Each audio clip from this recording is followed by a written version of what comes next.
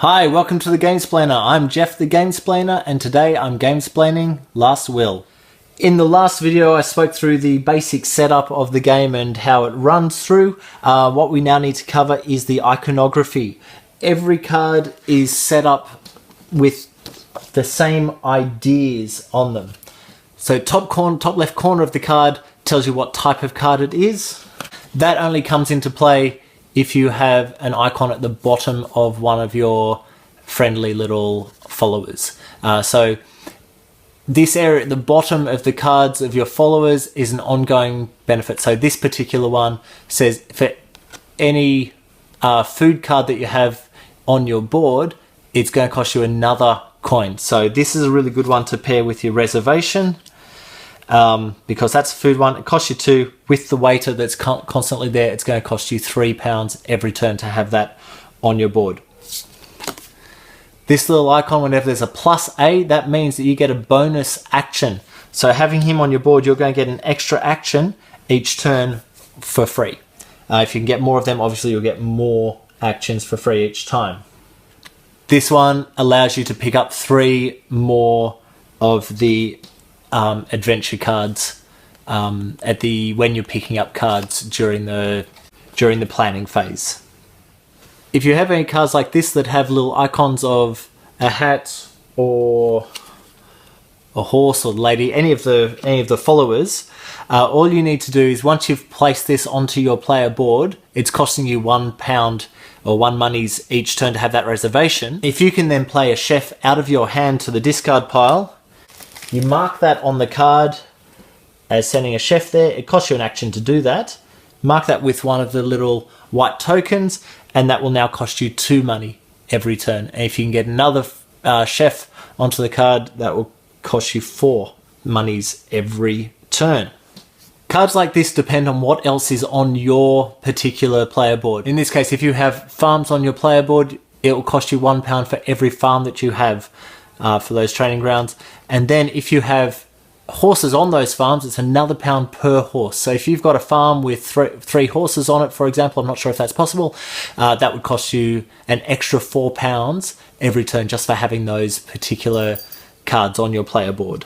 Cards like this one, when you activate them, have a cost for the action of activating is £3 that you'll pay into the bank. If you can play a chef onto this, it will actually make it £5 to use that. And if you can send a lady friend out to the townhouse, that will cost you £8 plus the action as well. It costs you an action obviously to put the friends onto those, but it suddenly starts spending more money by having those people around the house. Every time there's a little A, that's something that's going to cost you an action, so just be aware of that on the way through.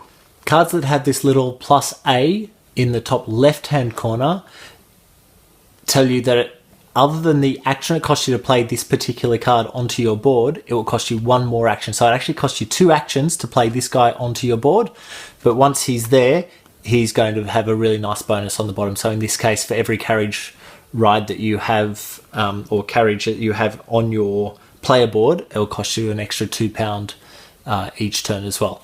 But that little +A means that you're spending an extra action to get him onto the board than you'd normally spend. This one means that twice per round you can activate a farm without spending any actions. And this one means that twice per round you can buy or sell any of the house types, any of the building types, not including the farm. So you notice the shape of the building at the bottom there. Not including the farm, the rest of them have the same shape but different colours.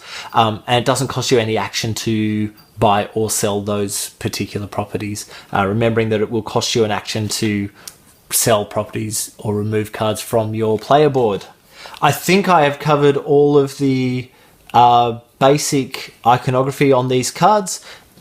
The only other card to watch out for is this guy here. He lives up in that space every turn. He's a wild card. Basically, he stands in for any of the 4 friend types or companion types from this deck, but he must be played when you have him, because at the end of the round, when we're resetting for the next turn, he must go back into that same location.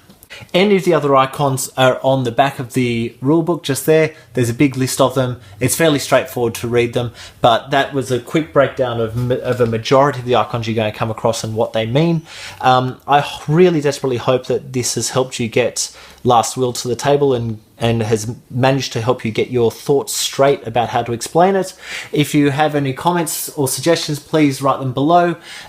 If you have any games you want me to gamesplain, please send me an email at thegamesplainer@gmail.com. Follow me on Twitter and Instagram to see what games I've been playing. And until next time, enjoy gaming.